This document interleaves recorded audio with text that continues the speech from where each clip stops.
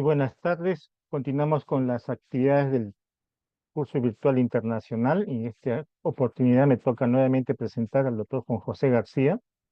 El doctor Juan José García es profesor de la Universidad Cayetano Heredia, es médico nefrólogo pediatra, jefe de la unidad de nefrología pediátrica del Hospital Rebagliati. Con ustedes tenemos el gusto de presentar al doctor Juan José García, que nos hablará esta vez sobre la secreción inapropiada de la hormona antidiurética y el síndrome piedrazal cerebral. Adelante, doctor Juan José García. Muchas gracias, doctor Loza. Vamos a compartir.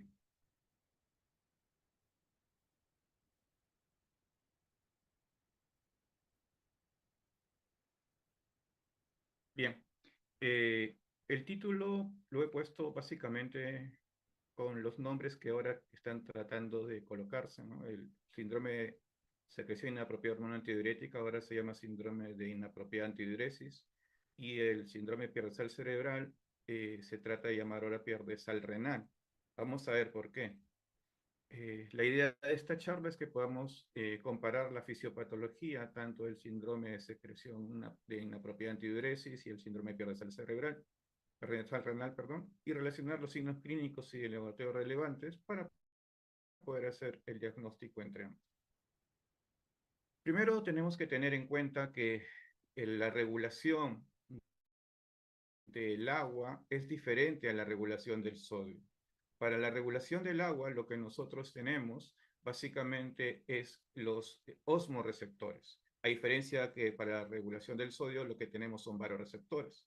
Entonces, estos osmoreceptores se encuentran a nivel del hipotálamo, específicamente en dos núcleos, el supraóptico y paraventricular. Estos dos receptores son los que sintetizan la vasopresina o ADH, y una vez que estos son sintetizados son almacenados en el lóbulo posterior de la hipófisis. Cuando se necesita, esta vasopresina es liberada al torrente sanguíneo. Sin embargo, también existe una relación importante. No solamente la vasopresina se va a generar o se va a liberar únicamente cuando hay estímulo de osmoreceptores, sino también cuando hay una hipovolemia severa, también puede estimularse la vasopresina, y es decir, también está unida a los vasoreceptores, como nos vamos a dar cuenta, a nivel del callado aórtico, a nivel de los, de los vasos sanguíneos más importantes. A nivel de la osmolaridad, el receptor osmolar que se encuentra en el hipotálamo tiene dos centros muy cercanos, pero que son independientes, el centro de la sed y el centro de liberación de vasopresina. Entonces, ambos trabajan en forma diferente. El primero que se activa es el receptor para vasopresina, el núcleo para vasopresina, generando que se active a nivel de la nefrona distal la acuaporina 2 para tratar de absorber agua. Entonces, vasopresina va a tratar a nivel renal de regular la cantidad de agua que se puede absorber de la nefrona distal. Pero también recordar que puede haber estímulos no osmóticos que pueden liberar vasopresina, ¿no? Como un volumen circulante efectivo muy bajito, por una lesión intravascular, náuseas, estrés, dolor, ansiedad. Es lo que estábamos comentando, ¿no? La regulación del volumen está dado básicamente por el sensor de volumen circulante efectivo, y estos sensores están dados por presión, en el seno carotidio, en la arteria aferente, en la aurícula. En cambio, la osmorregulación está dada por osmoreceptores hipotalámicos, y son dos centros los efectores, el núcleo de la sed y el núcleo del ADH. En cambio, la regulación del volumen estimula varios sistemas, el sistema renina-angiotensina-aldosterona, el sistema nervioso simpático, el petrio natriurético auricular. También puede ejercer una natriuresis por presión, y finalmente también la vasopresina puede ser estimulada, como ya vimos, por una depresión muy severa de la volemia, y se libera vasopresina. Entonces, cuando se estimulan los osmoreceptores, lo que vamos a generar es una excreción de agua, si es el estímulo del núcleo de la vasopresina, o el estímulo de la mayor ingesta de agua, o sea, si es que lo que nosotros estimulamos es el centro del núcleo de la sed. En cambio, con la regulación del volumen, lo que vamos a generar es una mayor excreción de sodio urinario. Y esto es muy importante porque estos dos mecanismos se van a cambiar, van a empezar a trabajar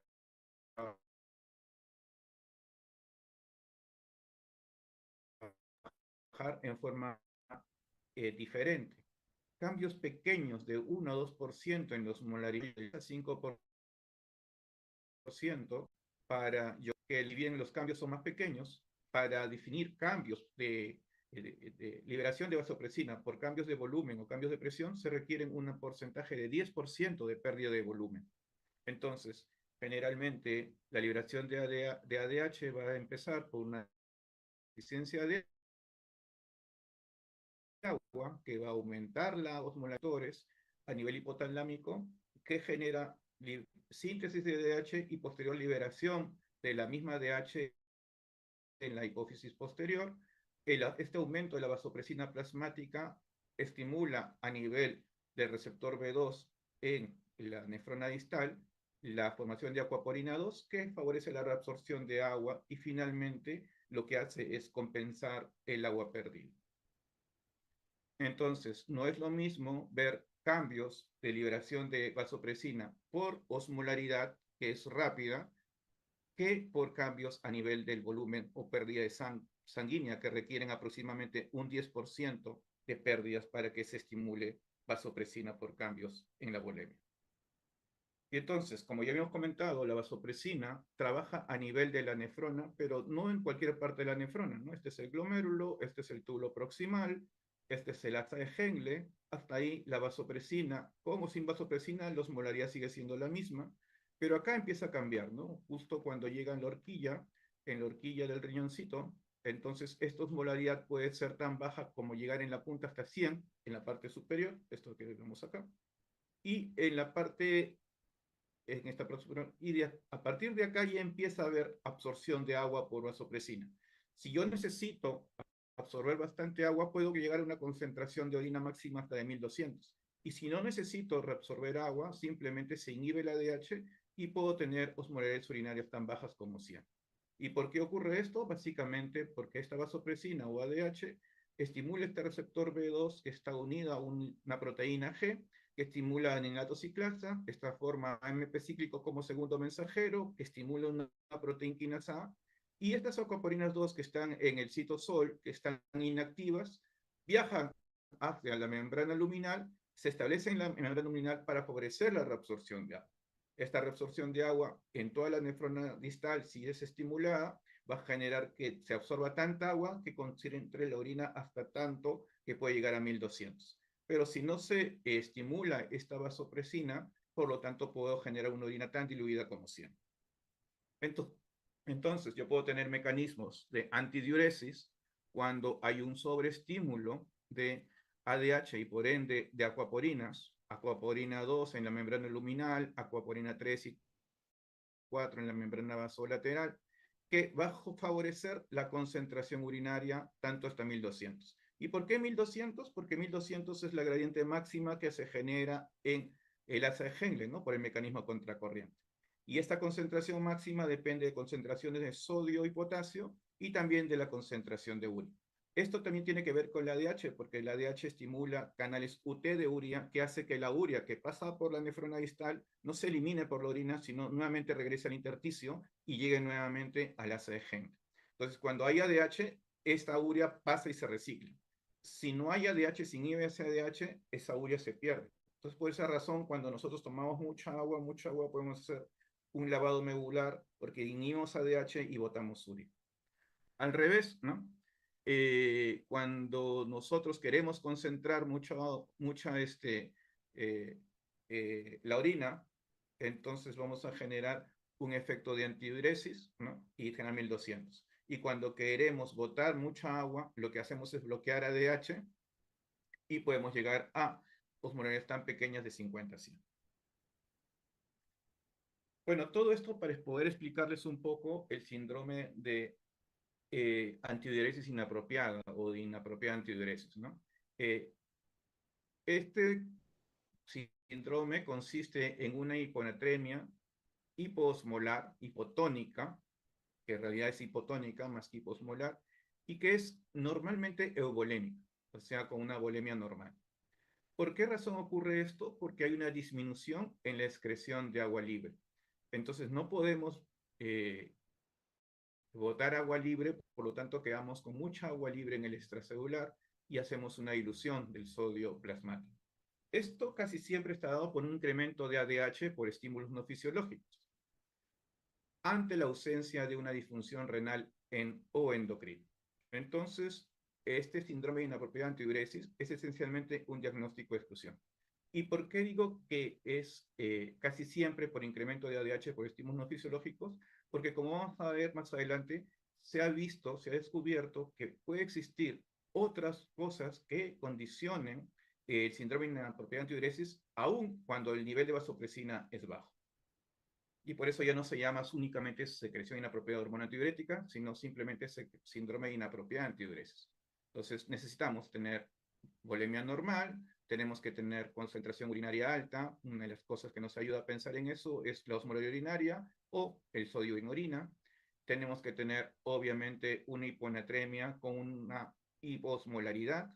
Y tenemos que descartar que el paciente tenga insuficiencia adrenal, hipotiroidismo o uso de diuréticos. Entonces, si sabemos que la secreción inapropiada de antidiuresis el síndrome es porque no podemos eliminar agua libre, tenemos que tener el concepto de qué cosa es agua libre. El agua libre no es más que la cantidad de agua pura que es preciso añadir o extraer de la orina para que la osmolaridad sea idéntica al plasma. Entonces, cuando el riñón elimina agua libre del volumen urinario, la orina se va a diluir, pero a expensas del volumen intraplasmático. Entonces, cuando yo genero orina muy diluida, mi osmolaridad plasmática va a aumentar. Al revés, ¿no? Cuando el riñón reabsorbe agua del lumen urinario, eso vamos a condicionar que la osmolaridad plasmática disminuya, su concentración de sodio plasmático disminuya, pero la orina se hace más diluida. ¿Ya? Entonces tenemos esas dos posibilidades, ¿no? Perdón, la orina se hace más concentrada. Entonces, cuando yo jalo el agua de la orina hacia el plasma, diluyo el plasma, pero concentro la orina. Al revés, cuando yo concentro mi osmolaridad, concentro mi plasma, es porque la concentración de plasma es porque ha jalado agua del intravascular y lo ha llevado al lumen urinario. Entonces, tenemos que ver, es porque he sacado agua del plasma, ¿de acuerdo? Y he concentrado sodio en el plasma. Si yo tengo una orina muy concentrada, es porque he reabsorbido agua del lumen urinario y he diluido mi osmolaridad plasmática y por lo tanto he disminuido la concentración de sodio plasmático. Por esa razón es que se dice que la diuresis es la suma total de la orina, ¿no? Con el aclaramiento osmolar de solutos más el aclaramiento de agua libre. Esta es la fórmula, ¿no? El aclaramiento de agua libre va a ser igual, si yo despejo, el flujo urinario menos el clearing osmolar. Y el clearing osmolar es el UP de la osmolaridad, tanto sérica y urinaria, por el flujo. Y nos damos cuenta que en forma práctica, si la osmolaridad urinaria es menor que la osmolaridad plasmática, todo esto me sale positivo. Y por lo tanto, un clearance de agua positivo significa que estoy eliminando agua. En cambio, al revés, si mi osmolaridad urinaria es mayor que mi osmolaridad plasmática, mi clearance de aclaramiento de agua libre me sale negativo. Y por ende, significa que en este caso estoy conservando agua. ¿Qué significa positivo? Significa que estoy perdiendo agua. ¿Qué significa negativo? Significa que estoy reabsorbiendo agua. Entonces, ¿a dónde pierdo agua? Pierdo agua del intravascular. ¿A dónde gano agua? Gano agua hacia el intravascular. Pero no solamente los estímulos para liberación de ADH son los clásicos, ¿no? Que son los hemodinámicos, que pueden ser la depresión de volumen, hipotensión, cirrosis, sino también hay estímulos no hemodinámicos como el dolor, el estrés, las náuseas, la hipoglicemia, medicación, estado periquirúrgico, la inflamación, cáncer, el compromiso pulmonar, neumonía, por ejemplo, tuberculosis o cáncer pulmonar, que pueden liberar ADH. Entonces, la capacidad renal para generar orina diluida y excretar agua libre va a evitar la hiponatremia, ¿no? Si yo no tengo esa capacidad porque tengo mucha liberación de ADH, puedo generar una hiponatremia por una secreción inapropiada, un síndrome de antidiuresis inapropiada. Entonces, según el patrón de secreción de la vasopresina o la hormona antidiurética, existen 4 tipos de secreción inapropiada de hormona antidiurética. La tipo A, que es una errática, en donde no hay relación entre la osmolaridad plasmática y la liberación de ADH. Esta tampoco suprime la sed y por lo tanto el paciente puede seguir tomando agua y eso agravar más la hiponatremia. Se ve generalmente en pacientes que tienen tumores, cánceres, pero también puede verse en otro tipo de pacientes. El tipo B es aquel paciente que tiene una hiposmolaridad en el cual se empieza a liberar vasopresina antes del normal umbral, que es de 280, ¿no? Generalmente en 270, y esto hace que el umbral osmótico sea más bajo, y esto se conoce también como reset osmolar. El tipo C, en el tipo C no hay problemas, normalmente se estimula al mismo umbral osmótico normal, pero el problema es cuando uno quiere bajar la osmolaridad, siempre va a mantener vasopresinas a algunos niveles un poco mayores a lo normal, ¿no? Entonces nunca llega a normalizarse a nivel de vasopresina, siempre queda con algo de vasopresina. Esto es raro y está asociado que aparentemente en estos casos los receptores a nivel hipotalámicos no pueden censar el feedback negativo de estos y siempre se va a mantener liberando vasopresina, a pesar de que haya una hiposmolaridad marcada. Y el tipo D es aquel tipo en el cual se cumplen criterios clínicos para el diagnóstico de secreción del síndrome de antidiuresis inapropiada, pero las concentraciones de vasopresina son indetectables, o sea, son nulas. Entonces no es por vasopresina. Entonces se cree que hay otra sustancia parecida que está haciendo el efecto de la vasopresina o que hay un hiperagonismo de este receptor B2, que ya habíamos conversado a nivel de la nefrona distal. Y está por esta razón que por este último tipo ya no se considera solo secreción de hormona inapropiada, hormona antidiurética, sino únicamente síndrome de antidiuresis inapropiada. Ahora, existen varios tipos de causas del síndrome de secreción inapropiada en niños, ¿no? Hay condiciones agudas, enfermedades pulmonares, enfermedades neurológicas, medicamentos, enfermedades malignas y causas hereditarias, ¿no?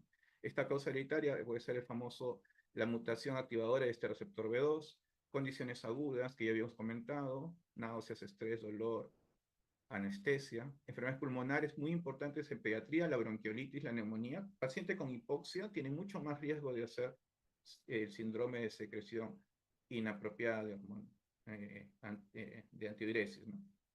Y estas enfermedades neurológicas que ya hemos comentado, ¿no? Meningitis, tumores, hidrocefalias, abscesos. Los medicamentos los vamos a ver con más detalle aquí porque hay varios tipos. Hay medicamentos que incrementan la permeabilidad de agua al nefrón, como la vasopresina o sus análogos o la oxitocina. Recuerde que las mujeres gestantes, ¿no? O adolescentes gestantes, que que no usan oxitocina y si la diluyen con destroza y no con cloruro, pueden generar este síndrome. La potenciación de la acción del ADH, como con la clopropamida o la ciclopropamida, el aumento de la liberación de vasopresina, como con los barbitúricos, la carbamazepina, la colchicina, isoprotenerol, nicotina, vincristina, y la inhibición de las prostaglandinas, los señales de prostaglandinas como acetoacetilsalicílico, el paracetamol, la indometacina y otros ácidos. Entonces, para hacer el diagnóstico del síndrome de esta antidiuresis inapropiada, se necesita confirmar los criterios, es decir, tener una hiponatremia hipotónica con una osmolalidad plasmática menor de 280 y un sodio menor de 135, tener una orina inapropiadamente concentrada, siempre la osmolalidad urinaria tiene que ser mayor de 100, una alta concentración de sodio urinario mayor de 20, excepto si es que hay restricción de sodio, y ausencia de signos de exceso de sodio como edema o al contrario, signos clínicos de depresión de volumen. Y también tenemos que estar seguros que la función renal, la función cardíaca, hepática, suprarrenal y tiroidea estén normales. Ahora, a veces es un poco difícil contar con todo esto y tenemos algunos marcadores más específicos, como la fracción excretada de ácido úrico, que debe estar más del 11%, el ácido úrico plasmático, que debe estar bajo, menor de 4, la fracción excretada de urea, que nos ayuda mucho, que debe ser más de 55, y el sodio urinario, que es más de 30. El tratamiento de este síndrome de antidiuresis inapropiada es dependiendo si es una emergencia, un paciente que está haciendo encefalopatía hiponatrémica, se trata como cualquier hiponatremia severa, ¿ya? Y si es una secreción, un síndrome de antidiuresis inapropiada asintomático, la línea son la restricción hídrica, luego se puede usar diuréticos de asa o urea oral, acuérdense que la urea aumenta la concentración del intersticio, y finalmente los bloqueadores de los receptores B2, ¿no? Ten en cuenta que estos bloqueadores tienen efecto rápido, pueden subir hasta 5 a 7 miliequivalentes en 24 horas, pero tienen alto riesgo de hepatotoxicidad y también pueden generar una sobrecorrección e irnos hacia el otro lado, así que hay que tenerlo muy en cuenta. En cuanto al síndrome pierdesal cerebral, este síndrome, si bien inclusive se publicó y se reconoció antes que el síndrome que antiguamente se llama secreción inapropiada de hormona antidiurética y ahora se llama síndrome de antidiuresis inapropiada, se caracteriza por pérdida renal de sodio, hipovolemia y hiponatremia, con activación secundaria de vasopresina por la hipovolemia, pero cuando ya hay una depresión intravascular muy marcada. Este, pero no se conoce exactamente el mecanismo, como hemos visto por, el exceso de ADH, ¿no? Se postula que pueden participar péptidos natriuréticos y que hay una disfunción tubular proximal, es lo que se conoce, pero no se sabe por qué, pero se pierde solutos a nivel tubular proximal, y es más común en niños menores de 3 años con enfermedades cerebrales agudas como meningitis. Otras causas pueden ser hemorragia adenoidea, neurocirugías, meningoencefalitis y lesiones cerebrales. Algo que es interesante es que este síndrome pierdesal puede durar semanas y hasta meses. Y básicamente tenemos que tener para el diagnóstico signos clínicos de hipovolemia, hallazgo de laboratorio que ya hemos conversado, que nos hacen pensar, hiponatremia, hipuricemia, fracción excretada de sólico mayor de 11%, y puede evolucionar a una fase euvolémica por efecto compensatorio de la vasopresina, ¿no? Recuerden que el pierdesal cerebral va a generar pérdida de sodio a nivel renal por el túbulo proximal, eso genera una poliuria, a diferencia de la secreción del síndrome de antidiuresis inapropiada, que como hay mucho ADH, normalmente la orina se concentra y por lo tanto es poca, ¿no? Entonces siempre el flujo urinario va a ser tendiendo al límite inferior. En cambio, en el pierdesal renal es al contrario, tiende a la poliuria. Y entonces eso va a generar depresión del intravascular tanto que esta depresión puede ser más del 10%, que va a generar liberación de vasopresina, y esto hacer que la hipovolemia se pueda llegar a ser euvolémica. Ahora, este es un algoritmo en el cual podemos definir si este paciente tiene una hiponatremia crónica con hipovolemia, pensar siempre en este síndrome pierdesal renal, hacer la fracción excretada de ácido úrico, si es más del 11%, y chequear cómo están niveles de renina y aldosterona, si son altos, pensamos en pierdesal cerebral.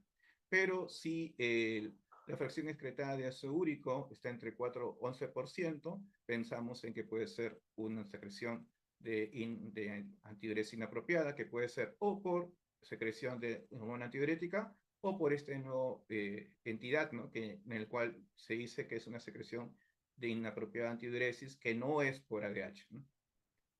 En cambio, si es euvolémica y si la hiponatremia no es severa y con una fracción excretada de sodio entre 4 y 11%, podemos pensar en un reseto osmolar, pero si es severa y con una fracción excretada de ácido úrico más del 11%, podríamos pensar en que podríamos, luego de la corrección, hacer la diferencia entre si corrige a un CIHAT o un NSAID, que es por diferencia de ADH, o si no corrige, ya confirmar la posibilidad de un pierde-sal renal.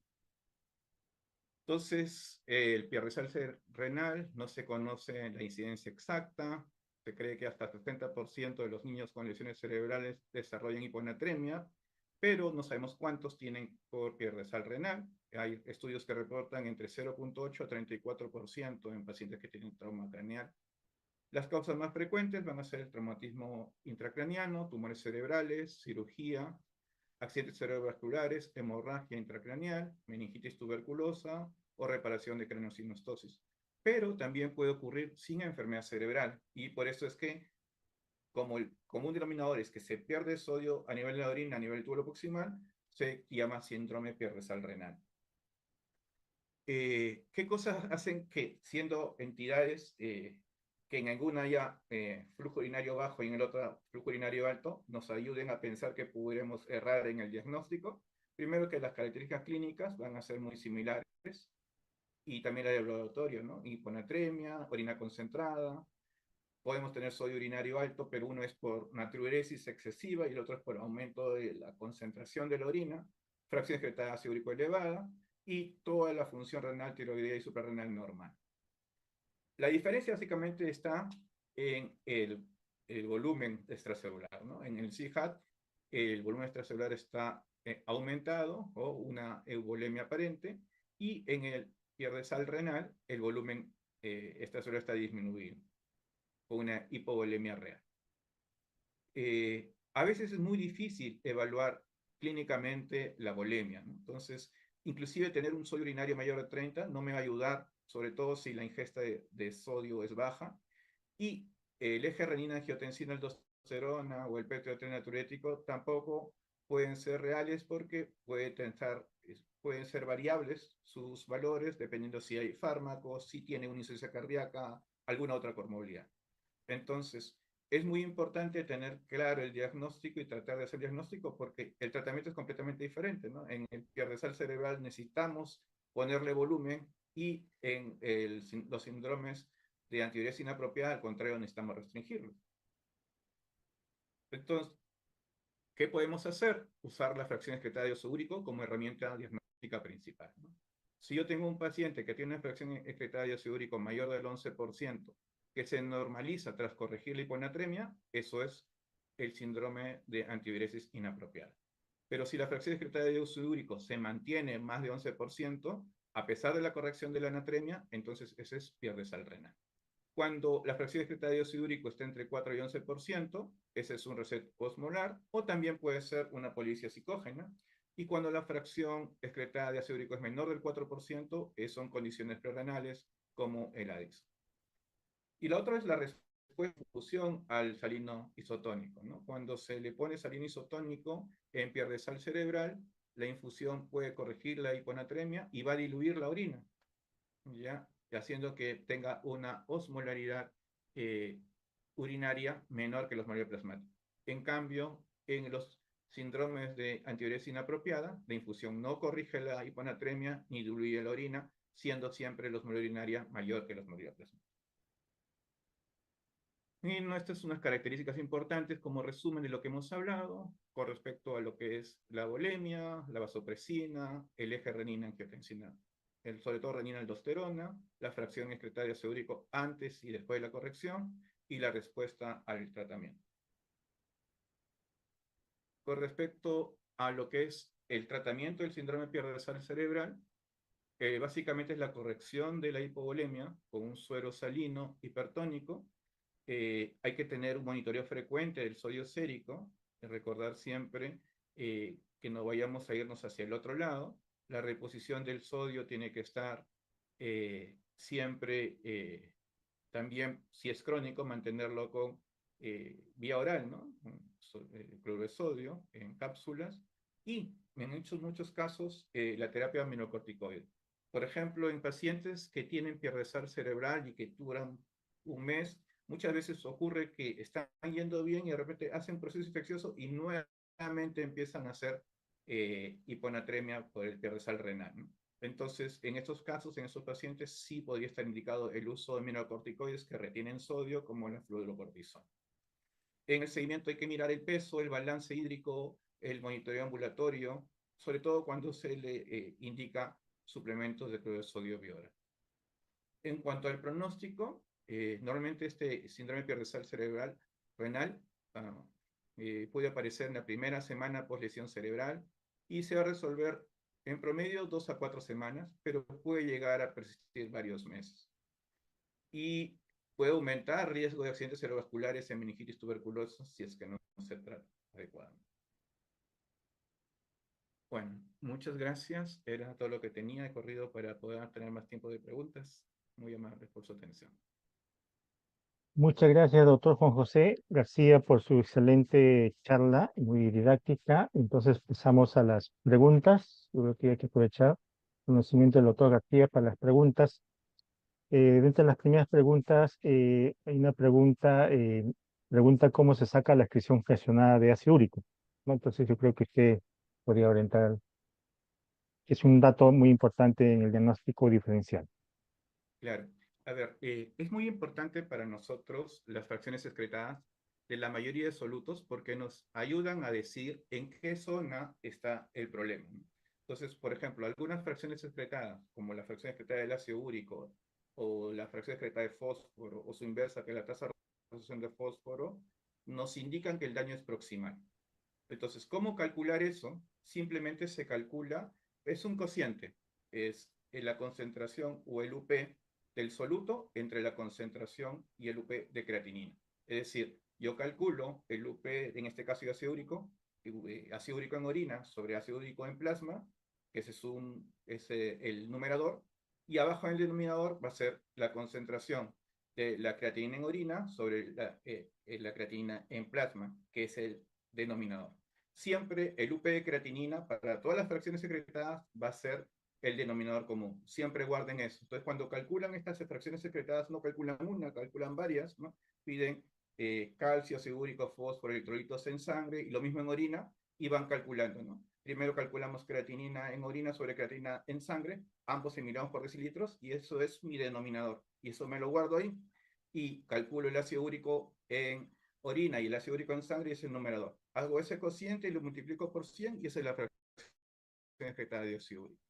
Y así hago con todos los solutos, de acuerdo a eso veo. Por ejemplo, si yo tengo un paciente que tiene una fracción excretada de magnesio alta, más de 2 al 4%, que es fracción normal, eso es problema a nivel de la rama gruesa centro de Henle, porque el magnesio, donde más se reabsorbe, es en las adhesiones centro de Henle. Entonces, de acuerdo a cada soluto, yo puedo saber en qué zona de la nefrona está el problema. Muy bien, Juan José.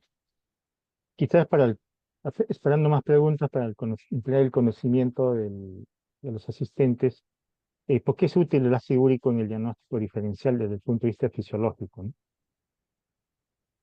Claro, es por lo que decía, ¿no? En teoría, los mecanismos que hay en el síndrome de antidiuresis inapropiada, no hay lesión en el túbulo proximal. En cambio, en este piedresal renal se cree que hay a nivel del túbulo proximal. Y como la fracción excretada de ácido úrico y toda la reacción de ácido úrico ocurre en el proximal, es un buen marcador para definir si ocurre o no ocurre, ¿no? Entonces, si yo tengo un paciente que tiene fracción excretada de ácido úrico todo el tiempo alterada, significa que hay un daño proximal y probablemente sea un piedresal renal. En cambio, si se resuelve con el tratamiento, entonces eso no tiene lesión del túbulo proximal y por lo tanto es un síndrome de antidiuresis inapropiada. Muy bien, Juan José. Otra pregunta, quizás para ampliar el conocimiento, ¿podrías explicar de repente, ampliar un poco el CIGAT tipo RECEP? Claro, vamos a volver a la diapositiva mejor para que puedan.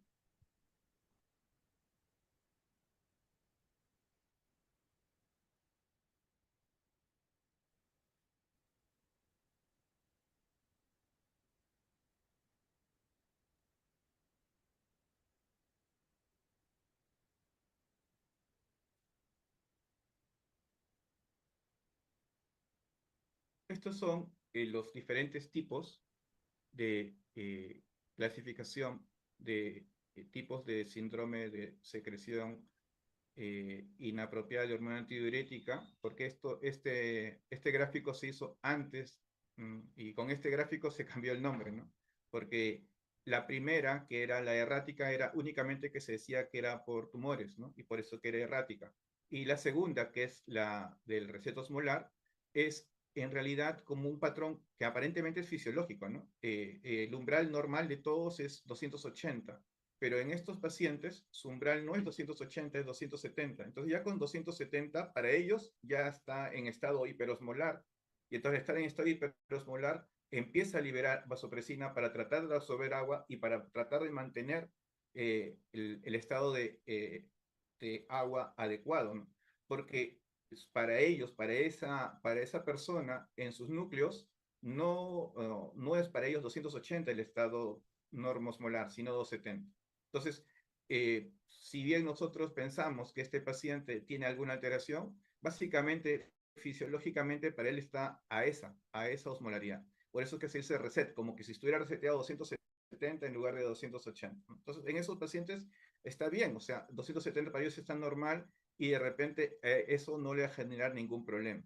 Entonces, tenemos que tenerlo presente, porque estos pacientes lo tratamos y finalmente todo vuelve a 270 igual. ¿Por qué? Porque ese es su estado basal, ¿no? Es muy interesante esta observación porque usualmente vemos en la práctica clínica porque todos tratamos de subir el sodio a sus niveles normales y siempre se baja, se resetea, es lo que es el término, ¿no? Y aquí el tratamiento es tratar la causa de fondo. Usualmente lo vemos en malnutridos, en pacientes con problemas sobre todo de nutrición. Y continuamos con la ronda de preguntas. Mientras aparezcan más preguntas, eh, doctor Juan José, aprovechando que está en la lámina, eh, para el tratamiento es importante identificar con pediatras qué tipo de SIGA es o cree que en forma general el manejo es igual. Claro, no, en realidad lo que para el pediatra general, lo único que tiene que tener presente es reconocer si este paciente tiene un síndrome de antidiuresis inapropiada. Porque básicamente esto nos va a ayudar al tratamiento, ¿no? Si el pediatra reconoce que es este síndrome, entonces lo va a tratar como tal. ¿Y cómo se trata este síndrome? Básicamente con restricción de líquidos, ¿no? Recuerden que lo que ocurre en estos casos es que se va a reabsorber mucha agua. Y si yo le doy bastante agua, voy a generar que el riñón reabsorba esa agua. Y muchas veces piensan que dándole alta cantidad de líquidos, pero con soluciones 1 normal, se evita esta hiponatremia por secreción inapropiada hormona antidiurética. Y no es correcto, porque el riñón puede inclusive generar una osmolaridad mayor a 300, puede generar una osmolaridad de 600 y sacar agua de ahí. Entonces, no por tener soluciones 1 normales, si yo tengo un paciente que tiene una hormona antidiurética muy alta, estoy evitando la hiponatremia porque el riñón puede seguir jalando agua.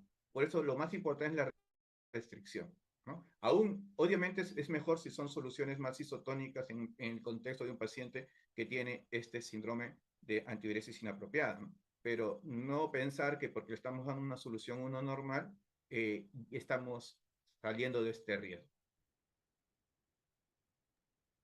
Muy bien, don José. Mientras llegan más preguntas, en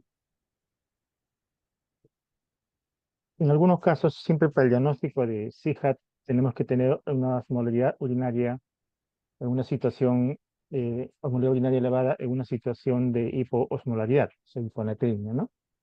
Eh, y usualmente el problema va si el paciente también además está hipovolémico, ¿no? Entonces, se desactiva todos sus mecanismos en caso de hipovolemia. ¿Cómo nos podría ayudar para el diagnóstico diferencial si la situación de la hiperosmolaridad urinaria es por hipovolemia en el caso de hiponatremia?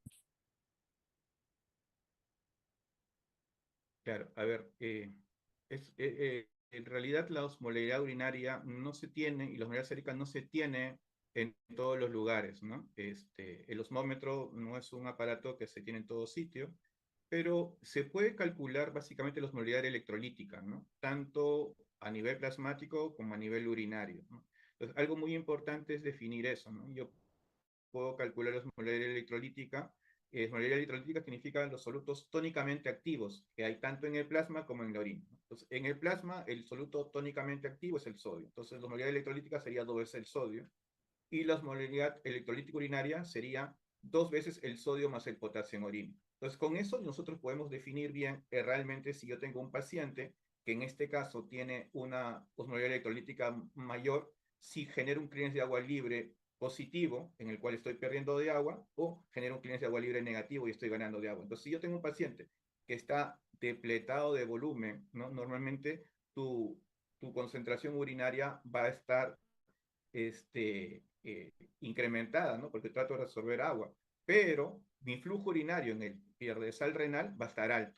En cambio, en la secreción de hormona antidiurética, mi flujo urinario va a estar en tendencia a la disminución. Entonces, algo que llama la atención, paciente que está depletado el volumen y sigue orinando bastante, deben hacerlo pensar en un pierde-sal cerebral, ¿no? Sobre todo si tengo una osmolaridad urinaria electrolítica elevada, mayor que la plasmática. Muy bien, doctor Juan José, muchísimas gracias por su didáctica charla. Aquí vamos a terminar y pasamos a darle su diploma al doctor Juan José García por su excelente disposición y su excelente charla.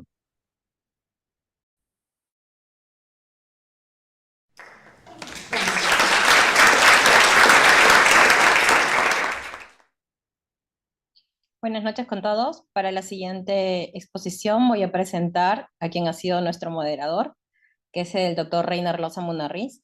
El doctor Reiner Loza es médico asistente del Hospital Nacional Cayetano Heredia, es coordinador de la unidad de trasplante renal hepático, es el coordinador del capítulo de nefrología pediátrica de la Sociedad Pediátrica de la Sociedad Peruana de Pediatría y quien es organizador de este taller.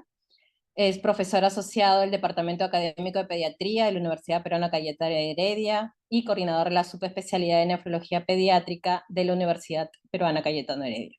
Es miembro asociado de la Asociación Latinoamericana de Nefrología Pediátrica y miembro de la Sociedad Internacional de Nefrología Pediátrica, IPNA. El doctor nos va a presentar ahora como última ponencia el tema manejo de líquidos en pediatría y balance hídrico. Doctor, tiene...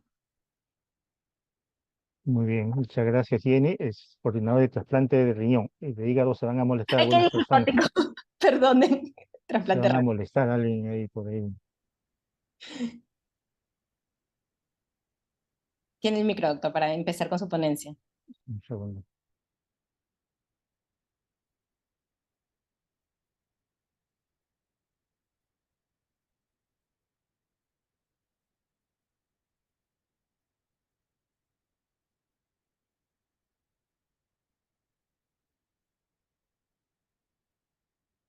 Muy bien, para finalizar este rol de charlas y la parte que me corresponde es el manejo de líquidos en pediatría y el balance hídrico. Creo que mi charla va a ser mucho más fácil después de la charla de la doctora Jenny, del doctor Saúl y el doctor García, ¿no? Entonces, lo que sí es importante, vean en este ejemplo de balance hídrico, la importancia que es saber el balance hídrico en un niño y la implicancia que eso puede implicar incluso hasta vida. Por ejemplo, este es un recién nacido, el que nace con 875 gramos, y el primer día de aporte, estos son ingresos, le dan 70 de volumen y su balance es positivo, y estos son sus controles de laboratorio en los primeros días de vida.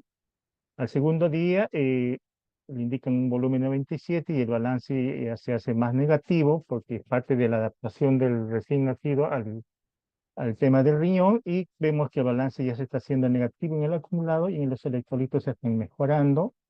Aquí está la hipercalemia permisiva que dijo el doctor Saúl en los recién nacidos prematuros, es posible ver eso, al igual que la hipercamia permisiva que hacen los neonatólogos, ¿no? Y conforme pasan los días, vemos que el balance se hace muy negativo. Acá el acumulado está 3%, el parcial, y el acumulado menos 4,6%. Nosotros sabemos que los primeros días de vida, no, el máximo debe ser 3%. El día cuarto de día de vida, el volumen de aporte es mucho menos y el balance se hace mucho más negativo, menos 76, y se hace 8% en un balance de 24 horas, y en el acumulado ya está 13%, que usualmente se alcanza a las 2 semanas en los recién nacidos prematuros extremos, ¿no? Y otro detalle es que el día quinto día de vida vemos que el balance sigue siendo negativo y al acumulado ya vamos en el 15% de peso. Y este es un indicador donde vemos que el sodio ya se trepó, lo que indica que el paciente ya es hipovolémico y probablemente las pérdidas están relacionadas a la fase poliúrica no detectada en los primeros días de vida de los recién nacidos prematuros, que es el periodo de adaptación donde ellos pierden orina y pierden agua. Y por lo tanto, ese periodo a veces es crítico, puede producir deshidratación en los niños, incluso como en este caso, el paciente ya deja de orinar y hace retención nitrogenada, ¿no? Y para nosotros tener un bebé recién nacido prematuro que no orina y que hace falla renal es implicado en terapia de reemplazo renal, es bastante difícil y usualmente la mortalidad es muy alta, ¿no? Entonces, esa es una de las cosas que les quería mencionar para que sepan que el balance hídrico es muy importante, muy vital, y no hay médico que vea niños que no sepa que no deba saber, tiene que saber un conocimiento mínimo de balance hídrico. Y, y otro detalle más que es muy importante, que en el balance hídrico siempre tiene que ver la función del riñón, ¿no? El riñón es muy importante para que todo esto funcione. Si el riñón no funciona, esto no va a funcionar. Ya, es muy importante saber siempre monitorizar la función del riñón del bebé, porque si el riñón funciona, ustedes pueden pasarle mucho volumen y el riñón lo va a eliminar. Si le pasan poco volumen, el riñón lo va a retener.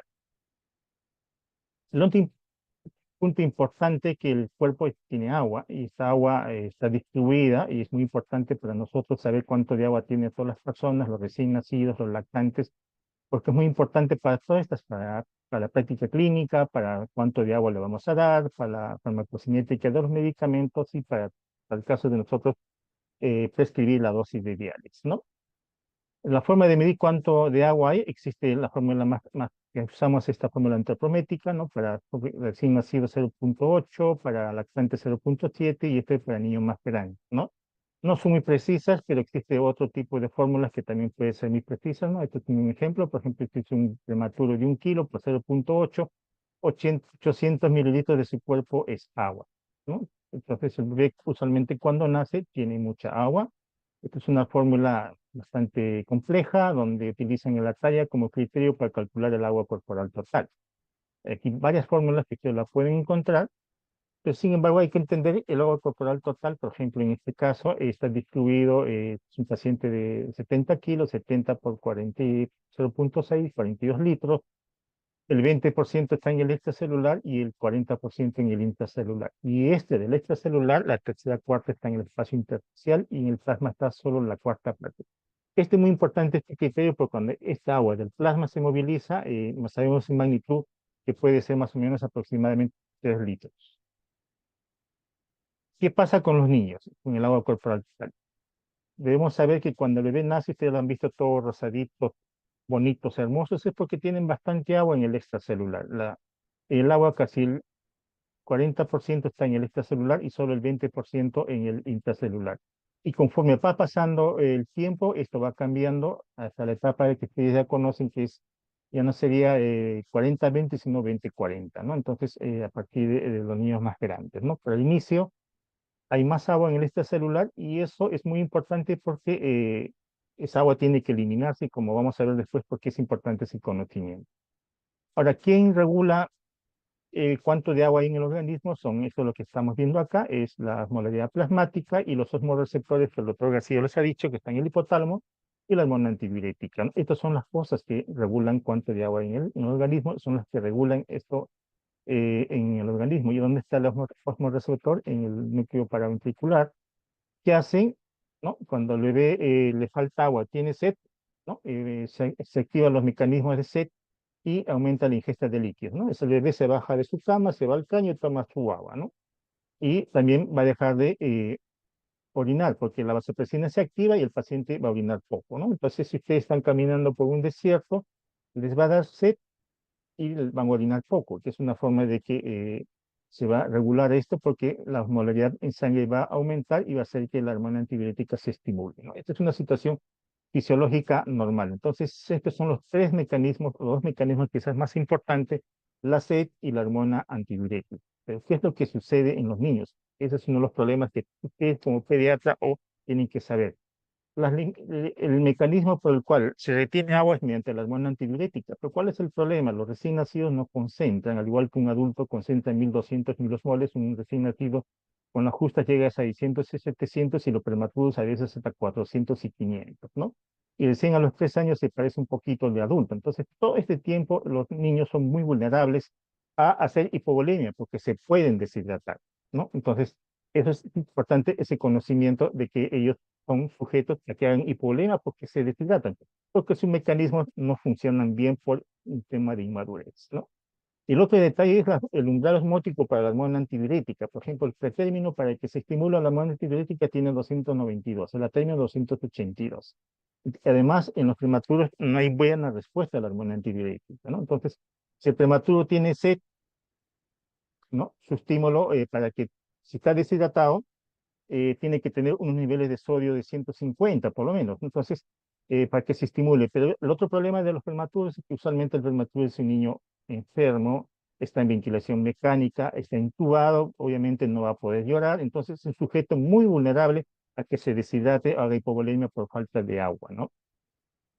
Estamos, si es un niño grande, ¿qué va a pasar? Va a llorar, va a pedir leche, se baja de su cama o se va al caño y se toma su agua. Pero el prematuro es un sujeto que no lo puede hacer.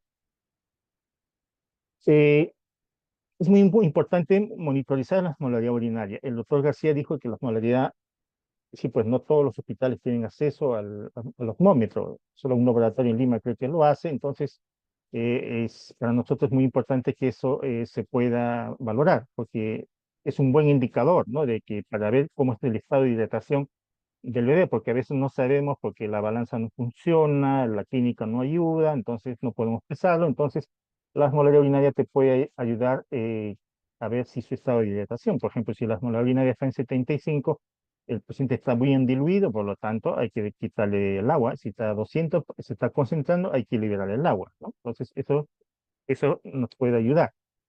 Entonces, en resumen, los recién nacidos, la hormona antidiurética no funciona tan bien, el mecanismo de concentración está disminuido, el umbral de secreción está aumentado, por lo tanto, es un sujeto con alto riesgo de deshidratación, por lo tanto, el balance debe ser muy importante. ¿Cuál es el otro problema? El problema es que además del agua hay sodio, hay potasio, hay cloro, ¿no? Y todo esto ya hemos hablado bastante, que son parte del agua corporal total de los niños. Entonces, en este escenario, cuando uno habla de balance hídrico, no solo es agua, ¿no? No solo es agua que ingresa, agua que sale, también hay que ver los electrolitos, también hay que ver los solutos y hay que ver siempre al riñón. Yo sé que con el riñón siempre se alejan del riñón, pero el riñón es parte vital en el caso del balance hídrico de los bebés. Entonces, cuando hablamos de balance de agua, se suma ¿no? los ingresos de agua, por agua de oxidación, por el crecimiento celular, y las pérdidas, ¿no? Por piel, por heces y por la orina. Y es muy importante siempre considerar que en el balance de agua también hay que considerar a la carga renal de solutos. Cuando hablamos de renal solutos, es la cantidad de sodio que recibe, la cantidad de potasio que recibe, la cantidad de nutrición parenteral, la cantidad de ácido úrico, la cantidad de proteínas. Todas esas cosas pueden alterar las paredes urinarias. Siempre hay que considerar la tasa de filtración glomerular, hay que considerar, por ejemplo, que los prematuros tiene una tasa de filtración bastante disminuida, no van a tolerar mucho volumen, van a hacer retener volumen, se van a hinchar, ¿no? Todas estas cosas hay que tener en cuenta cuando se hace el balance hídrico. Entonces, el balance es ingreso de agua y salida, pero también hay que hacer un balance de electrolítico. ¿Qué significa? No solo es medir cuánto de agua ingresa, cuánto de agua sale, entonces que también hay que medir cuántos están los electrolitos en orina. Sobre todo si hay alteraciones, si hay hiponatremia, si hay hipernatremia, si hay hipocalemia, hay que hacer electrolitos en orina, entonces en esta forma podemos hacer un balance hidroelectrolítico, o sea, la dos, no hay que quedarse solamente con el balance de agua, ¿no? Entonces, en una situación ideal, para un balance, yo mido cómo varía el peso, el hematocrito también ayuda, si está muy concentrado, le falta volumen, si está muy diluido, va a estar bajo. El examen clínico, pero a veces el bebé está difícil hacer el examen clínico, ver el gasto urinario y ver cómo están los demás indicadores. Por ejemplo, si yo tengo mi bebé prematuro, no le puedo pesar, no lo puedo ver cómo está su balance, le hago un sodio pues, en sangre. Un sodio, si me dice que está en 155, lo más probable es que se está deshidratando, le falta un poco más de agua, ¿no? O al revés, si el sodio está muy bajo, de repente se está hinchando, se está diluyendo, ¿no? Entonces, también sirven mucho los electrolitos para hacer el balance hídrico y electrolítico. Siempre hay que considerar cuando se hace el balance, ver la tasa de filtración glomerular, la edad gestacional, el estado en que está el bebé, ¿no? Todas estas cosas siempre hay que tenerlo en cuenta para evaluar el balance hídrico. En forma general, como habíamos hablado, el bebé cuando nace, nace con bastante agua en el extracelular y esto tiene que eliminarse, lo hace el bebé orinando un montón los primeros días de vida, pero a veces también se pierde el sodio al orinar bastante, ¿no? Hay una fase polírico, sobre todo en los recién nacidos prematuros. En forma general, la término pierde peso y debe perder en forma fisiológica normal hasta 5 a 7% en los primeros 5 días de vida. Si nació con 3,5 kilos, la semana debe estar en 3,3 kilos, ¿no? Jamás debe irse de alta con mayor peso del nacimiento. A veces asumimos que está engordando, está ganando de peso, y en realidad está reteniendo agua. Igual es el prematuro que demora a alcanzar el peso seco a los 15 días de vida, más o menos hasta el 10% de pérdida de peso. Entonces, en forma general, cuando se hace balance, hay que hacerle mucho dependiendo de la situación clínica, puede ser cada 6, cada 8, cada 24, cada 12 horas. Hay que tener siempre el peso del nacer, si es un niño, también el peso al ingreso a la hospitalización. Si es un recién nacido, hay que considerar el momento de en qué fase de adaptación está, ¿no? Es muy importante considerar esa situación. No se olviden que siempre hay que monitorizar los electrolitos, la creatinina, y si no tenemos osmolaridad urinaria, pueden hacer la densidad urinaria porque existe forma de hacer equivalencias para ver cuál es la densidad urinaria, ¿no? No se olviden que hay situaciones que hay que tener mucho cuidado, hay que ser mucho más estricto en el balance hídrico, que es en situaciones donde hay insuficiencia cardíaca, pacientes con problemas de riñón, pacientes sépticos, ¿no? Pacientes con problemas endocrinológicos y pacientes con hiponatremia por CIJAC, ¿no? Por ejemplo, si yo tengo un bebé que está ganando de peso 40, 80 gramos y mi balance es positivo, está hinchado, mi densidad urinaria está menos de 1,003 y mi sodio está menos de 130, este paciente que se está sobrehidratando. Entonces aquí, ¿qué es lo que tengo que hacer? Tengo que restringir, ¿no? Entonces como ustedes ven, el balance no solo es clínico, también hay que ver exámenes o indicadores de laboratorio. Sí se pueden hacer en los hospitales, incluso la densidad urinaria, ¿no? Si tenemos un paciente que está perdiendo de peso más 2% por día, mi balance negativo, mi densidad urinaria está elevada y mi sodio se está atrapando, entonces hay que darle más volumen o más leche o más líquidos, ¿no? Esta es la fórmula de la osmolaridad plasmática que a veces ayuda mucho cuando no se tiene acceso. Y segundo, hay que ver también a las equivalencias de la densidad urinaria, ¿no? Por ejemplo, si tiene 1,010, multiplicas por 30, las últimas nos dan una osmolaridad de 300. Si tiene 1,020, 20 por 30, más o menos así. En esa forma puede uno calcular en forma indirecta la densidad urinaria. El otro punto es con respecto a cuánto de agua le tengo que dar a un bebé. Usualmente hay fórmulas, hay cosas establecidas, ¿no? Requerimientos de mantenimiento, por ejemplo, pérdidas sensibles más diuresis, requerimientos mínimos. Entonces, cada uno tiene sus características. Si el paciente pesa más de 10 kilos o menos de 10 kilos, si es menos de 10 kilos se calcula por kilo de peso, si es más de 10 kilos por metro cuadrado. Por ejemplo, si es un paciente que requiere restricción, hay que empezar con 800 por metro cuadrado. Si es un lactante, con 80 centímetros por kilo por día, ¿no? Son un volumen de restricción, que es un volumen de mantenimiento. Si es un niño grande, entre 1,500 y 2,000 por metro cuadrado. Si es un lactante, entre 120 a 150, ¿no? Y requerimientos de mantenimiento, o sea, basales, que es 1,000 por metro cuadrado para niños grandes, y lactantes pérdidas sensibles más libres. Y también hay que tener en cuenta las pérdidas insensibles. Por ejemplo, para un pretérmino 2 centímetros por kilo por hora, a término 1 centímetro por kilo por hora, lactante 33 centímetros por kilo por día y niños grandes 400 metros cuadrados de superficie corporal. Es muy importante que cada centro tenga estandarizado pérdidas insensibles, porque es diferente en las diferentes clínicas, en diferentes hospitales, que cada uno tiene su técnica. Entonces, pero cada hospital debe tener sus redes sensibles estandarizadas para que todos hagan lo mismo, porque si no, este es un desbarajuste y porque cada uno calcula sus pérdidas insensibles de acuerdo a lo que uno piensa. Entonces todo no funciona porque el balance se hace de forma inadecuada. También hay que tener los conceptos de cuando se considera oliguria, poliuria, oligonuria, porque cuando se hace el balance hay que decir, ¿no? El paciente está oligúrico, el paciente está poliúrico o está oligonúrico. Es muy importante como interpretación de tu balance identificar en qué situación clínica está desde el punto de vista urinario, ¿no?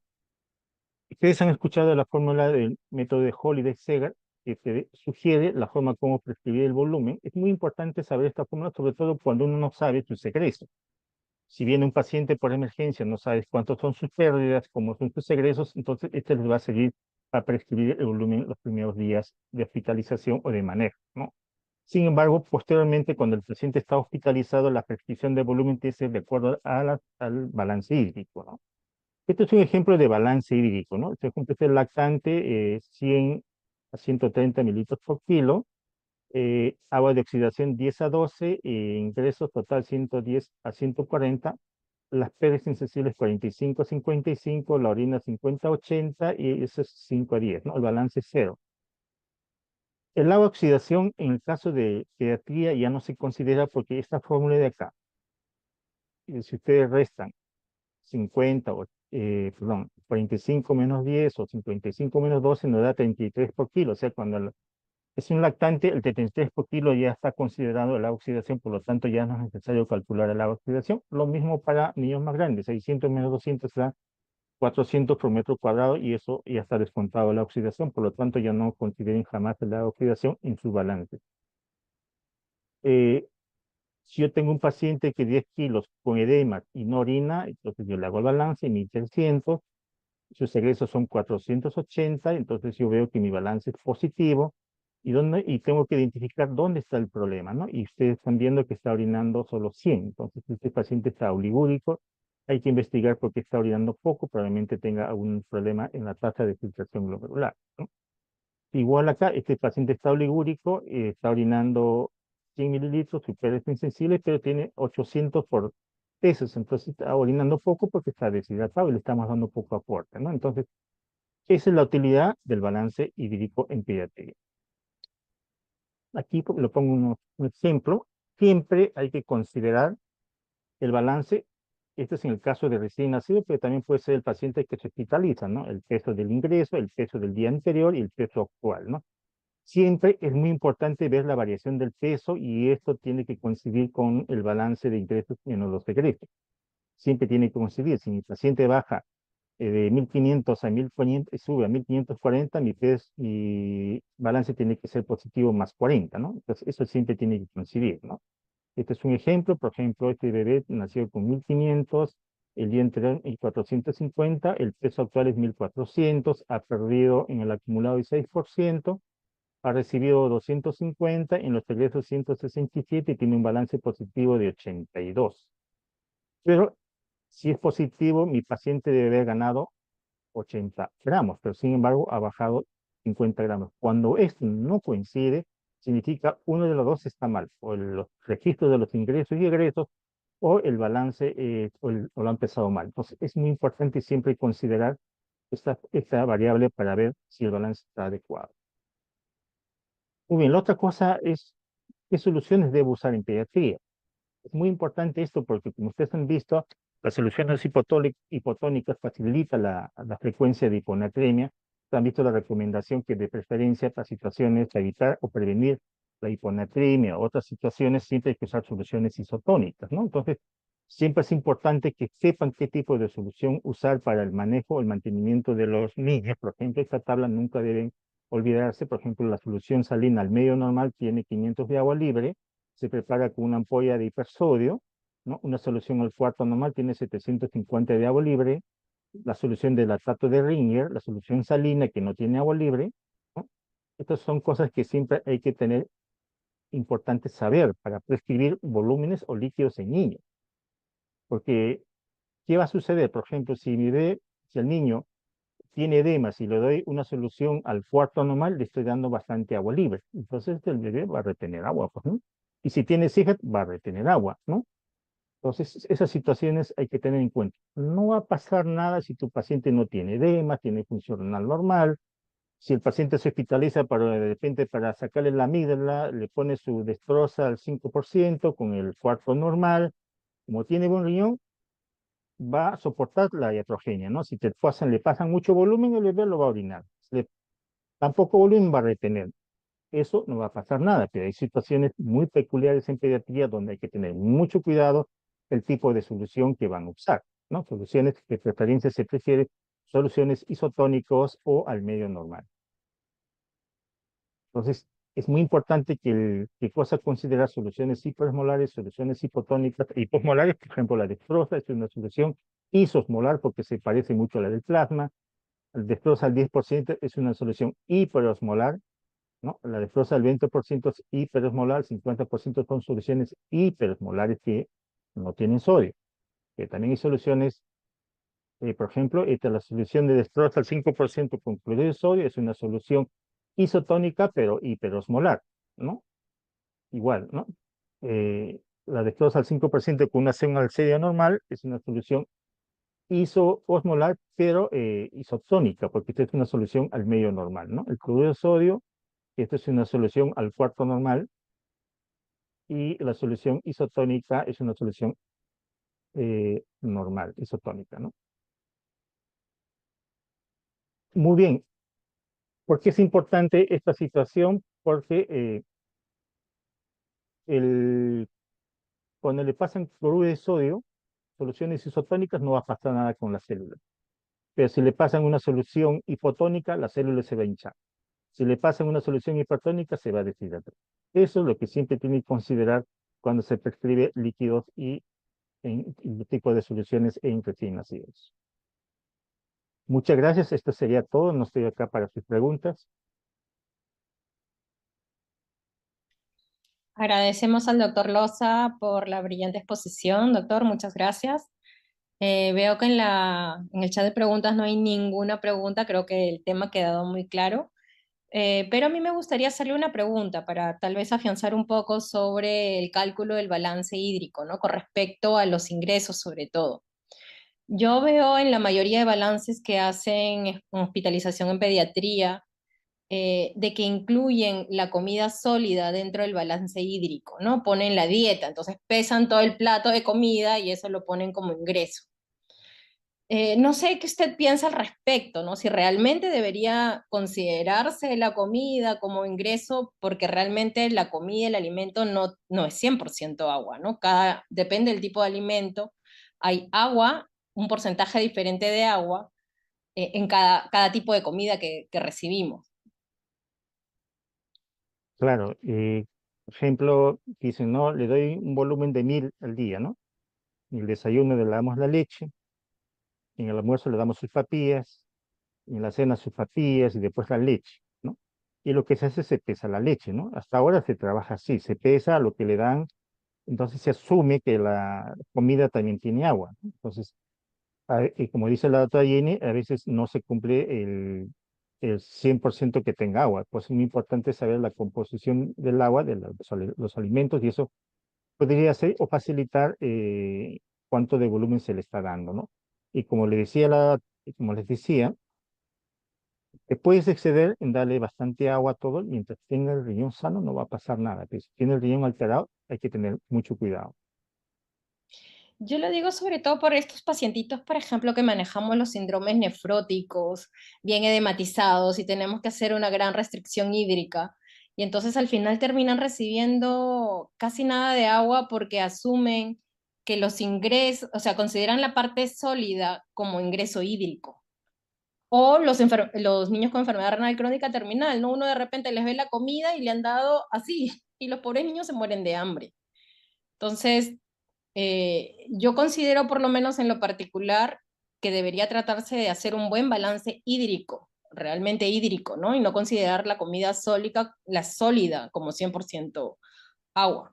Y lo mismo viene para los egresos. No sé qué piensa usted con respecto al cálculo del porcentaje de agua que tienen las heces. La orina, bueno, orina es líquido, pero las heces duras, no es 100% agua, ¿no? Las heces duras usualmente se considera un tercio de agua y dos tercios de heces, ¿no? Entonces deberíamos considerar en agua solamente ese tercio. Y si es líquida, pues se considera semilíquida mitad-mitad, y si es de posiciones líquidas, 2/3 es agua. Por lo menos eso es lo que a mí me enseñaron siempre en pediatría, ¿no? Pero yo veo ahora que el cálculo del balance hídrico ha cambiado bastante, ¿no? Consideran en ingresos todo lo que es sólido incluso, y consideran en egresos también el 100% de agua de las heces, ¿no? Entonces el balance, por eso es que muchas veces no correlaciona tampoco con nuestras ganancias de peso, ¿no?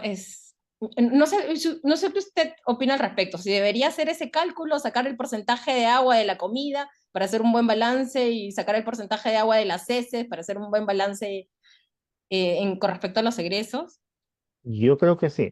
Si el paciente es paciente con insuficiencia cardíaca, si es un paciente con falla renal, si es un paciente con síndrome nefrótico, si es un paciente malnutrido, eso tiene que ser mucho más preciso porque en ellos es muy importante controlar el balance de agua. Entonces, en ellos sí se debe precisar y optimizar los ingresos y egresos y precisar cuánto recibe de volumen.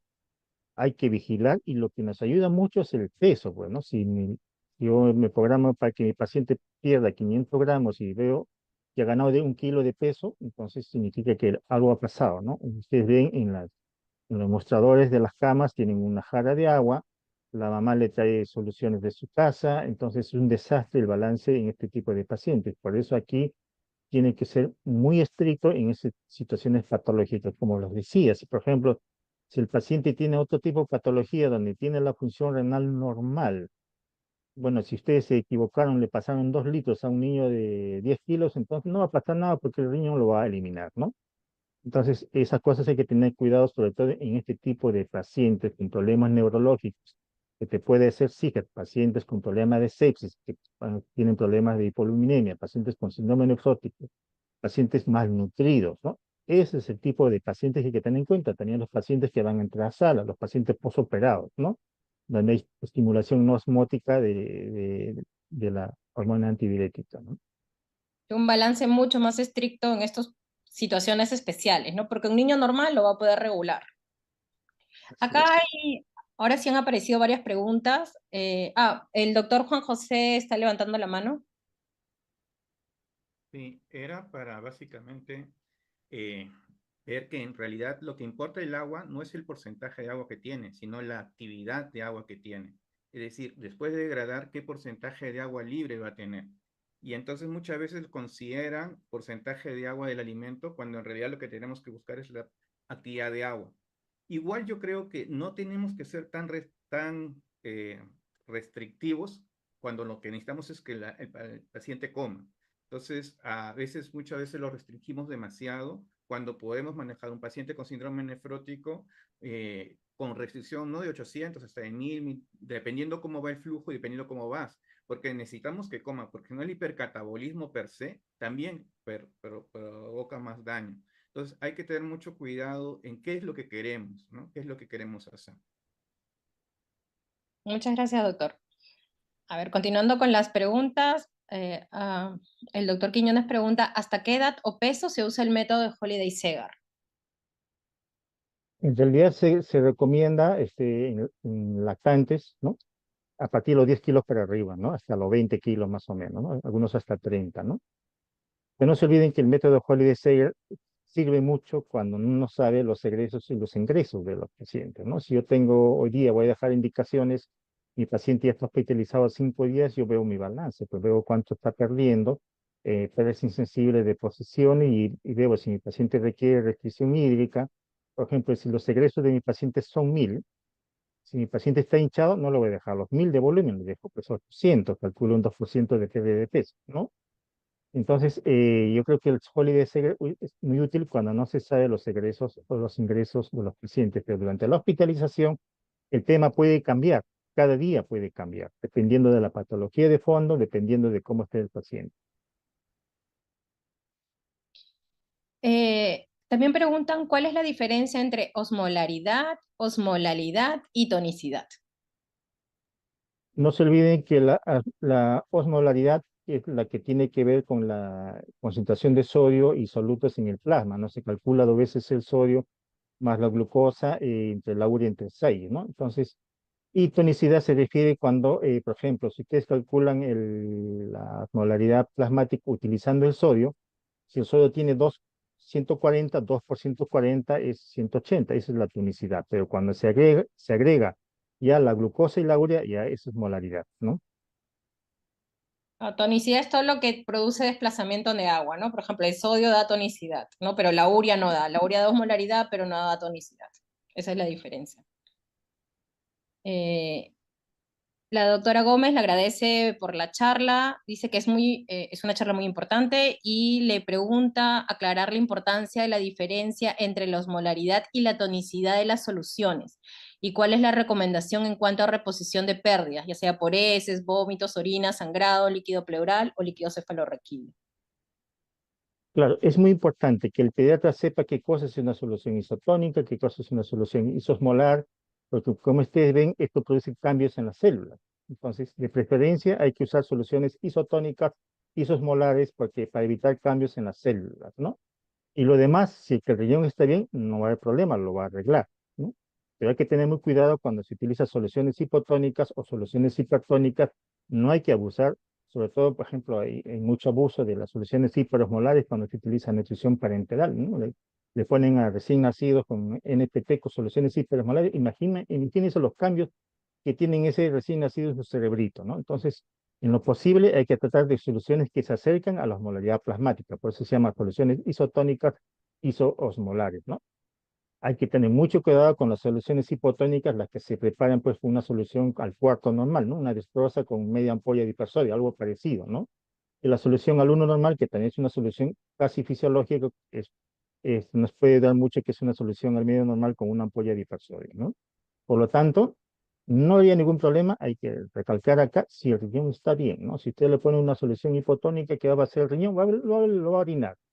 Si le sale una solución hipertónica, ¿qué va a hacer? Va a retener agua para bajar esa solución hipertónica que le están poniendo. El problema es si es un recién nacido prematuro, que no regula bien, que no concentra bien, su osmolaridad no está bien regulada, que la hormona antidiurética no está funcionando, por lo tanto, vamos a tener muchos problemas en relación a los balances hídricos y a los daños cerebrales. Hay una pregunta, en cuanto a los egresos, cuando la orina se mezcla con las heces, ¿cómo diferenciar las cantidades de cada uno en este caso? Difícil. Algunos dicen que la tercera parte es orina y las dos terceras partes las siguientes heces, ¿no? Eso es lo que he aprendido en el servicio de hidratación de diarrea del Hospital Cayetano de Heredia. Hasta ahora eso solo es lo que yo he aprendido, ¿no? Porque era difícil a un bebé, sobre todo si es mujer, pesarla, si estaba con diarrea y orinaba, entonces mezclaban los dos. Entonces, ¿cuánto era? La tercera parte orina y el resto heces, ¿no? O sea, si ha orinado 1000, la tercera parte sería ¿cuánto? 300, el resto es heces, ¿no? En el caso de pacientes con sobrepeso o obesos, para el cálculo de los requerimientos de agua y pérdidas insensibles, ¿es con el peso actual o con el teórico? Es muy importante y siempre hay dudas, ¿no? ¿Con qué peso trabajo? ¿Con el peso de lo que tiene, el peso seco? Es muy importante, por ejemplo, dependiendo del estado clínico, por ejemplo. Si hoy día mi paciente pesa 10 kilos, ¿no? Mi paciente está hinchado. ¿Con qué peso voy a trabajar? Con el peso de hoy día, porque con eso yo puedo calcular cuánto tengo que perder de peso. Por ejemplo, si pesa 10 kilos y mi paciente tengo que hacer que baje los edemas y que pierda 2%, le voy a dar, pues, si le voy a dar 1000, ya no le doy 1000, le doy 800, ¿no? Dependiente del escenario clínico, ¿no? Si mi paciente quiero que pierda peso, ¿no? Si mi paciente ha perdido peso, está deshidratado, tengo que trabajar con el peso al ingreso para saber cuánto ha perdido para generar cuánto de agua le tengo que dar, ¿no? Si es un recién nacido, ¿qué es lo que me interesa? Si está en los primeros días de vida, yo tengo que esperar que ese recién nacido pierda peso y tengo que programar que la pérdida de peso sea adecuada, ¿no? Porque es en la primera semana de vida. Si es un prematuro, lo mismo. Mi obligación es que ese paciente pierda peso. Entonces, no se puede generalizar, tiene que ser en forma individual, dependiendo del caso, en qué situación estás y de la etapa, de la edad gestacional. Todas esas variables hay que considerar al momento de prescribir volumen. Y en un recién nacido, ¿usted qué peso considera? ¿El peso del recién nacido y hasta cuándo? Claro, por ejemplo, si es un recién nacido de 1 kilo, ¿sí? Si tiene 5 días de vida, a los 5 días de vida, de acuerdo a la evolución y al comportamiento fisiológico, el bebé debe perder casi 2% por día. Pues al quinto día ya tengo que calcular cuánto ha perdido de peso. Si mi paciente, en vez de ganar pérdida de peso al quinto día de vida, debe estar por lo menos, si es 2% por día, debería haber perdido un 5% de su peso, y en vez de eso ha subido de peso, entonces mi balance está mal, estoy dando más volúmenes, o mi paciente tiene algún tipo de problema del riñón que está haciendo que retenga agua. O al revés, si al quinto día ha perdido 10%, me falta más volumen, por lo tanto tengo que aumentar el volumen. Entonces, como tú verás, yo trabajo con la variación desde el peso al nacer. En ese escenario es importante la variación del peso al nacer. Si es un paciente más grande, quizás hay que considerar el peso al ingreso a la hospitalización. Acá preguntan, ¿un paciente hospitalizado con sobrehidratación hay un porcentaje de restricción según Holiday? Holiday para darle requerimientos mínimos de mantenimiento. El manejo de la restricción se base en base a lo que está recomendado, ¿no? Ahora, de nuevo, te dicen, ¿no? Por ejemplo, si es un lactante, tienes que darle 80 cc por kilo día.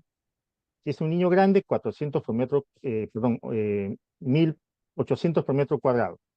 Eso es para el ingreso de mi paciente. Si es un síndrome nefrótico que viene a emergencia, no sé cuánto orina, no sé cómo está la función renal. Pero si mi paciente ya tiene 3 días o 4 días, la cantidad de volumen que le voy a dar va a depender de mi balance. Si mi paciente ayer pasaba 10 kilos y ya tiene 10,500 y es un síndrome nefrótico, por lo tanto está con un balance positivo. Entonces yo tengo que trabajar en base a los egresos. Por ejemplo, si tienes unos egresos de 1000 y ha ganado 500, entonces le tengo que dar menos de 1000, le tendría que darle 600, ¿no?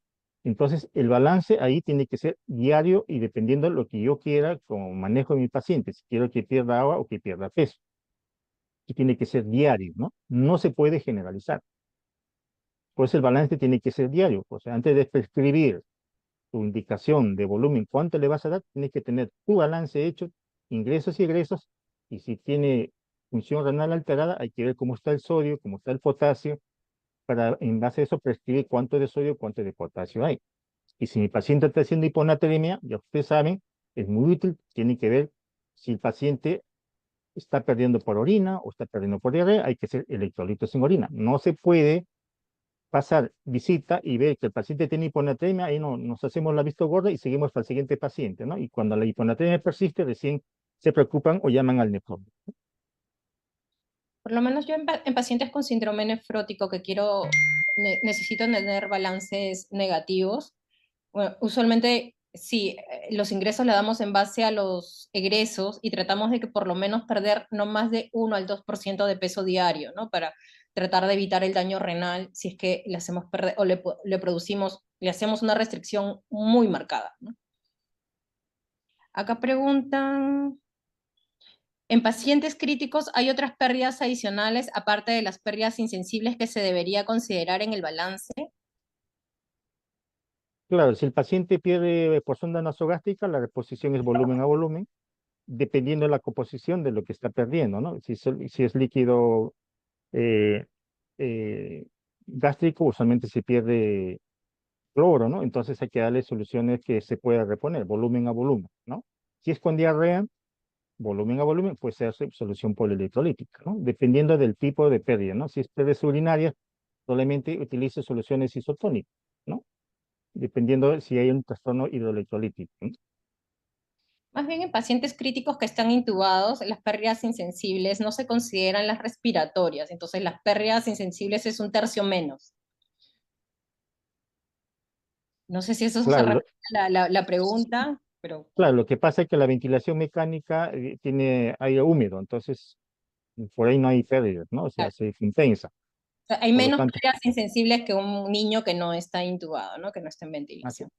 así es. Am, Acá ponen, en relación al balance hídrico, particularmente en pacientes con restricción hídrica o pacientes críticos en cuidados intensivos, se objetiva tener un balance hídrico neutro o negativo. ¿Se puede hablar de un rango en porcentaje para considerarlo adecuado o neutro o no muy positivo o negativo?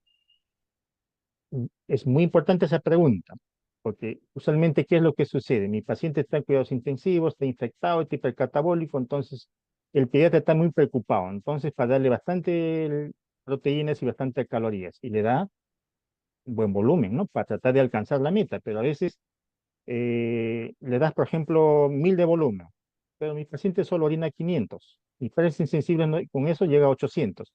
¿Qué va a pasar? Va a empezar a retener agua. De repente vas a tener problemas en que se va a hinchar, y si está en ventilación mecánica va a estar congestionado, no lo vas a poder extubar.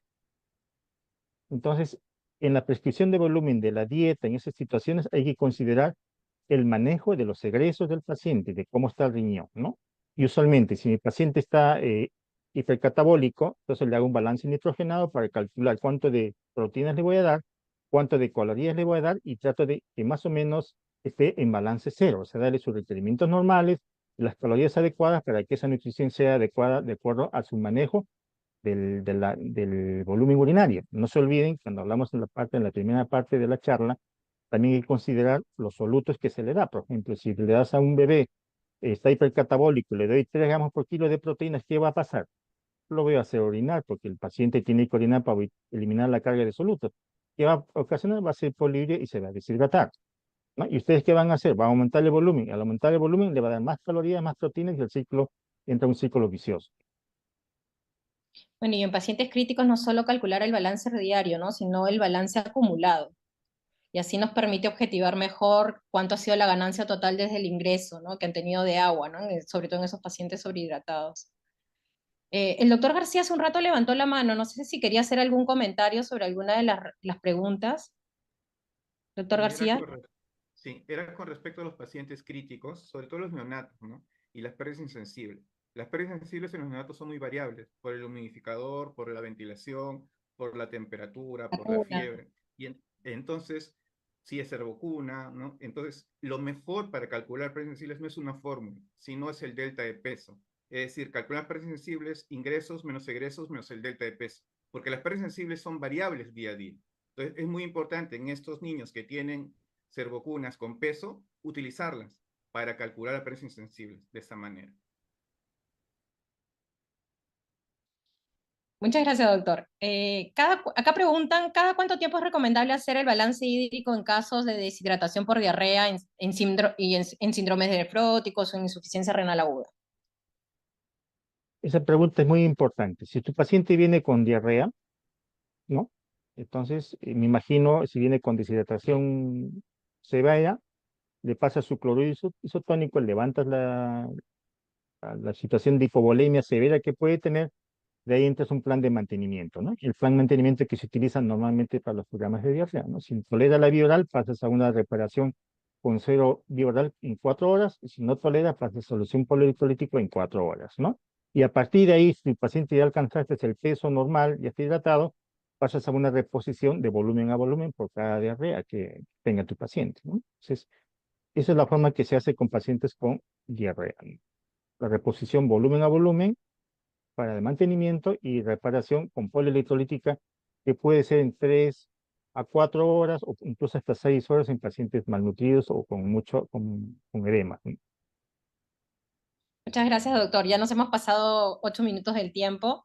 Agradecemos al doctor Loza por la excelente exposición. Bueno, y creo que las preguntas han sido bien interesantes y espero que se haya podido aclarar algunas dudas. Las preguntas que no hemos podido responder, les podemos dar el correo para que nos escriban al correo y poderlas responder. Muchas gracias, doctor, y gracias a todos los que han participado el día de hoy. Le vamos a entregar el certificado al doctor Loza como ponente. Muchas gracias, doctor. Muchas gracias a todos por haber participado de este taller. Y no se olviden, el próximo sábado viene a ser el módulo 2.